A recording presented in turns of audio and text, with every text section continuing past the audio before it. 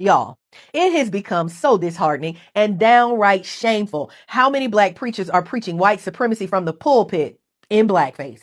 They are dressing up oppression in scripture and calling it deliverance. Some of these black pulpits have become extensions of the very systems that enslaved our ancestors. They're still preaching obedience to masters, just with better lighting and sound systems. They quote Paul more than they quote Jesus, pushing submission over liberation and calling it faith. See, in the New Testament, Jesus taught liberation, compassion, inclusion, and resistance to oppression. But the Apostle Paul's letters, often interpreted to emphasize obedience, submission, and order, have become the go-to weapon for keeping people quiet.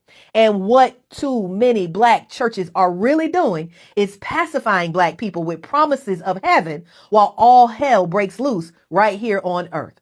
Some have even resorted to blaming their parishioners for not being able to make it in a system designed against us. And oftentimes they refuse to even call out the system. Our churches once stood as centers of resistance.